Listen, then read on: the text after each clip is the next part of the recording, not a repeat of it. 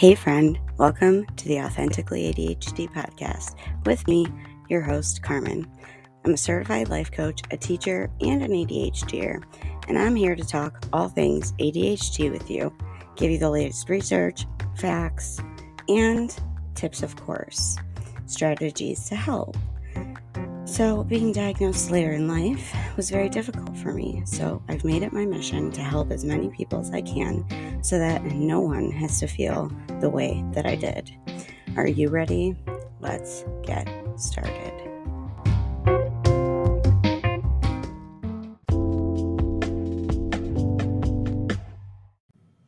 Hi, and welcome back to the show. If it's your first time listening, welcome to the tribe, my friend. I love and appreciate each and every listener. I truly appreciate your time that you give me every week because I know that there are so many choices. And you're helping me with my goal because this podcast is to inform and help as many people with ADHD that I can. So let's dive right into the content. Today, we're talking about the truth about ADHD to combat stigma, inform the uninformed, and validate that ADHD is not a deficit in attention, while telling about a few big truths of ADHD. I'm going to be dropping some truth bombs. There's a lot of great information in this episode from my research to my experiences to my clients' experiences. You ready? All right, let's get started. So, first, I want to explain the difference between symptoms and impairments.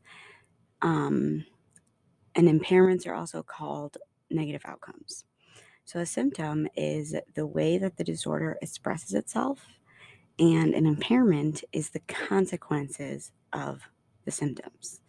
For example, distractibility is a symptom, and an outcome of that could be frequent job changes, or impulsivity is a symptom, and it plays a part in maybe overspending money, leading to having a hard time managing finances. Or our deficient working memory impacts our ability to remember details and or remember appointments, events, or where your important items are, like your keys, phone, and wallet. One of the major symptoms is poor sustained attention, especially when we are not interested in the task. And like when we're not invested in it, it's the overall regulation of self that we struggle with. This is why we may engage in several irrelevant tasks or get stuck in a paralysis. I'm sure if you don't have ADHD and you've seen this phrase of ADHD task paralysis. So let's dig into what it is. When someone is stuck in ADHD paralysis, it may look like they are like just scrolling on their phone, playing a game, or napping, or anything else that looks quote unquote lazy. On the inside for us, though, it's a constant inner battle of I need to do the task. I want to do the task. I just want to do the task. Can I just get the task done? I want to do the task. Why can't I just do the task? Do the task. I don't want to do the task. It's back and forth in your head. I'll tell you why. It's because our dopamine fueled reward center is basically broken. What I mean is, our brains do not release the amount of dopamine it would if our brains were typically developing. Instead, we just feel like a small sense of relief. Therefore, the motivation to do the task in the first place is almost never there. The truth about ADHD is that we can get overstimulated easily. We have emotional explosions that we regret often. We have a dysregulated nervous system and we are forgetful. And we're time blind. So when you pair that with impulsivity, we interrupt, we get emotional fast, we are more prone to addictions and things that provide immediate gratification. We again then have so many ideas, but we have, we're also not so great at beginning and then finishing or following through on a project or task that we started. Usually because we get bored with it, or we get a new idea, our impulsivity kicks up again, and we, just start yet another project, task, or goal, adding to the, I don't know, how many do you have? I have like 20 going right now. No, I'm just kidding. I probably have a few more than I need to, which is why we talk about the truth about ADHD, right? To be aware of what we're doing and to maybe change some of the things that we're doing, hopefully to improve our lives. So, when talking about starting another project or goal, really assess how many you have on your to do list. The truth about ADHD is that things seem super hard, and they are really hard. Believe me, I get it. I'm right there with you. We struggle with the following, and this is not a limited list: relationships, organization of things and thoughts, keeping jobs, impulsive self harming behaviors such as smoking, drug use, sex, um, doing other self harming behaviors like addictive shopping or overeating. We struggle with our working memory. So, remembering really anything while we're doing something else is super hard. We have a hard time starting tasks, following through on those tasks, and then properly planning and sequencing the steps for that task. We struggle with impulsive shopping, interruptions, and overfilling our plates, and then feeling overwhelmed and guilty when we can't meet all of our commitments. We struggle with impulsive overscheduling, and our brains lack the skills to see the past, to decide on the present when planning the future. Now, like I said, that is surely not an exhaustive list, but those are all negative outcomes that can happen. And it's bad enough that we struggle so much with these everyday tasks, like putting things in their right place so you can find things like your keys. Add that on to when you don't and you can't find them, we often guilt, shame, and berate ourselves. It is yet another brain wiring we have built since childhood, likely from internalizing all of the feedback that we received for not being, the way we were supposed to be, and internalizing all of the feedback that we received. And we most likely perceived it as rejection because most likely the feedback wasn't always given back in a kind manner.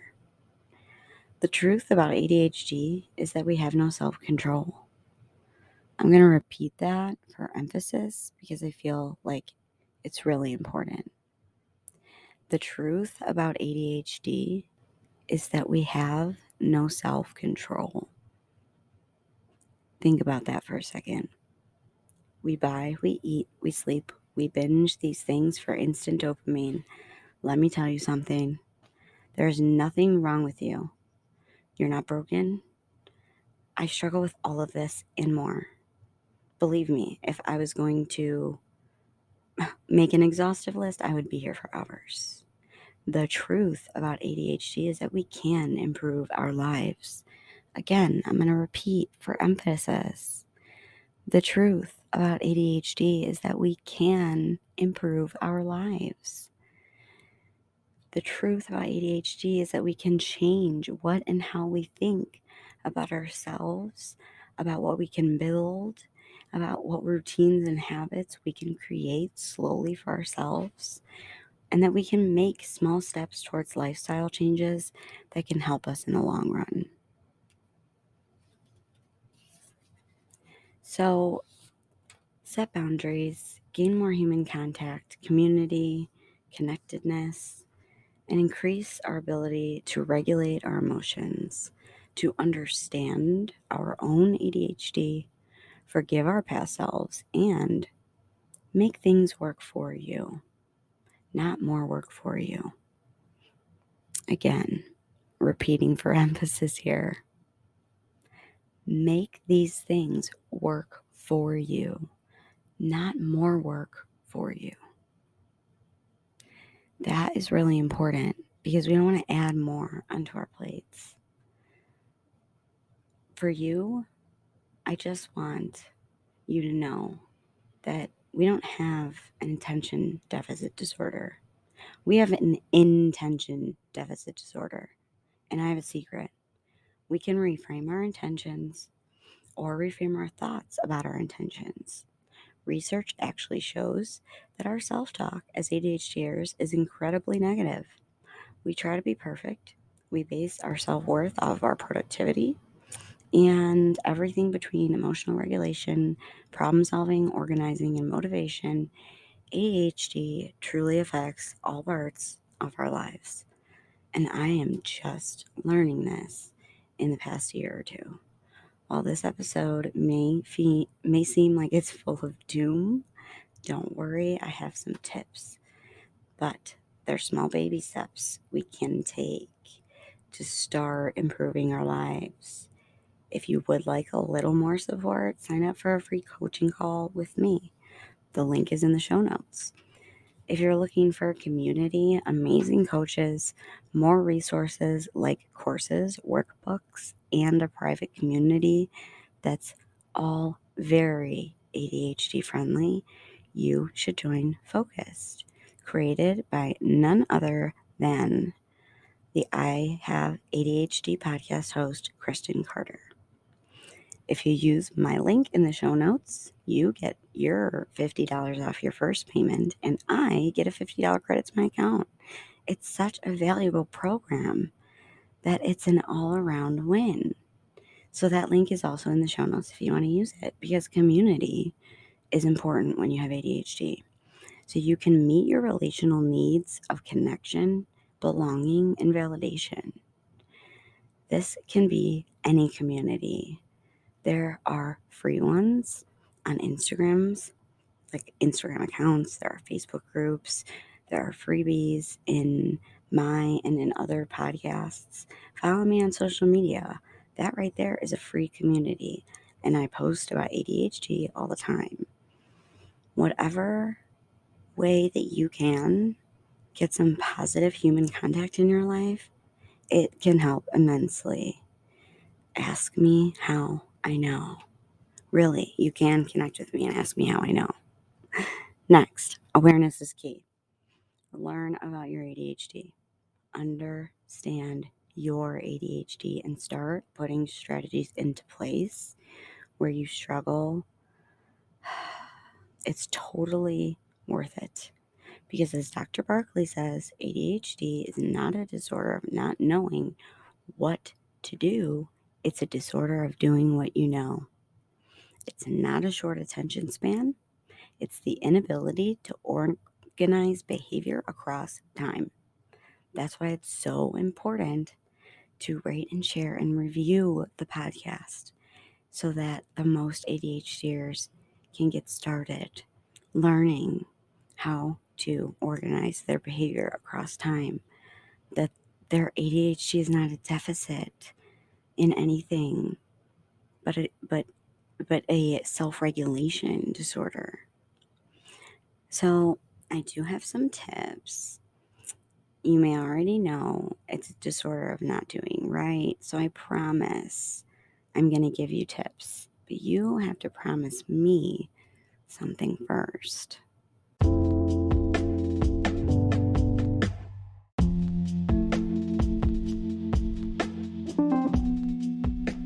Hey listener, if you're looking for a little bit more in setting and reaching your goals or any other part of my podcast, you have two options below. You can join Focused and we both get a credit to our account, or you can sign up for a free 30-minute coaching call with me in the second link. Do either one if you feel like you want more support in these areas. Thanks. Talk to you soon.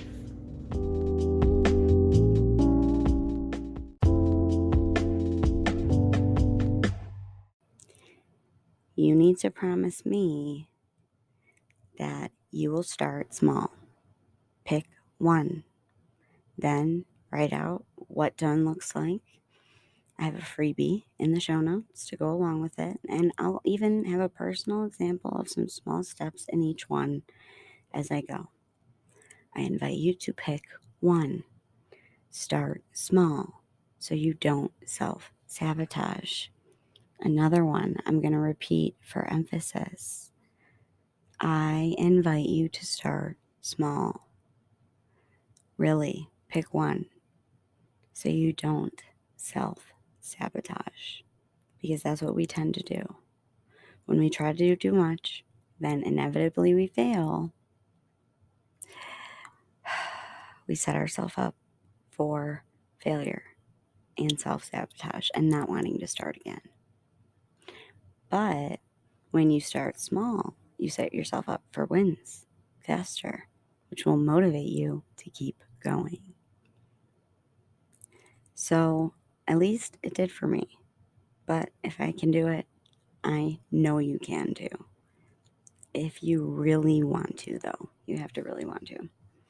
All right, to the tips we go. Remember, you promised baby steps, okay? Okay. 1, get enough sleep. Lack of sleep really worsens our symptoms, and it has a super negative impact on our overall health. I've struggled with sleep my whole life. Try melatonin or try to do a brain dump before bed. Please do not try to make an entire bedtime schedule and expect that you'll follow it. You may succeed for a few days, but too much at once is almost always a setup for self-sabotage. Number 2, diet changes. Again, start small. I started by eliminating pop. Period. That's all I did. I only drink it every once in a while now, and it does a ton. It lowers your sugar intake. It ups your water intake if you replace the pop with water. And that's the first step I took. And I saw, I dropped 10 pounds from it, okay? Just from doing that one baby step. Number 3, exercise. I know it seems so daunting, but when you can exercise in so many different ways, like using the stairs, walking to a close distance instead of driving when it's nice out, do simple exercises like squats, arm circles, or jumping jacks, sit-ups, etc., while waiting during commercials of shows, or to help rev up your dopamine before attempting to start a task. I went for a walk before recording this podcast, actually. If you can get outside to do any of these, bonus points, because vitamin D and fresh air are essential. Number 4, meditation and prayer. Okay, I was never a big fan of meditation because the thought of sitting still in the quiet gave me anxiety and made me want to vomit. But, and that's the opposite of what we want. We don't want to feel like that before we're trying to do something to calm us down. But I learned something new about meditation from Brene Brown. It doesn't have to be sedentary or quiet. According to Brene Brown's research, and I am quoting from her book here, mindfulness is to maintain a moment-by-moment awareness of our thoughts, feelings, and bodily sensations and surroundings and environment. That mindfulness also involves acceptance, meaning we pay attention to our thoughts and emotions without judging them, removing the belief that there are good or bad emotions or right or wrong ways to feel. So this practice can be done with a pen and paper. Just empty your brain out on paper. That's the step. Or choose one of your own, whatever works for you. Not more work for you, please. Last but not least, number 5, setting healthy boundaries internally and with other people. Start small. I invite you to create one small step toward an inner boundary that you already have, or a small one you'd like to make. Some examples include, I will try to catch myself when making a mistake, and I will not shame myself when I make that mistake. I will no longer talk to myself in a mean way. I will learn more about my ADHD. I will start practicing processing my real emotions. I will start to monitor my thoughts to evaluate whether or not they are serving me.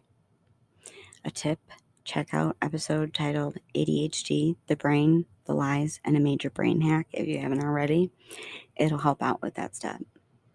In the show notes, I will also link my favorite ADHD books and a few resources and, things that I have.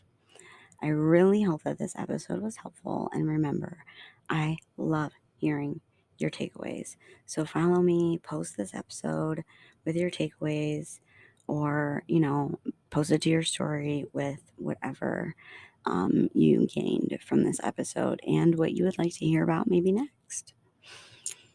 We're all done for now. And as always, stay authentic, my friends. Talk to you next time.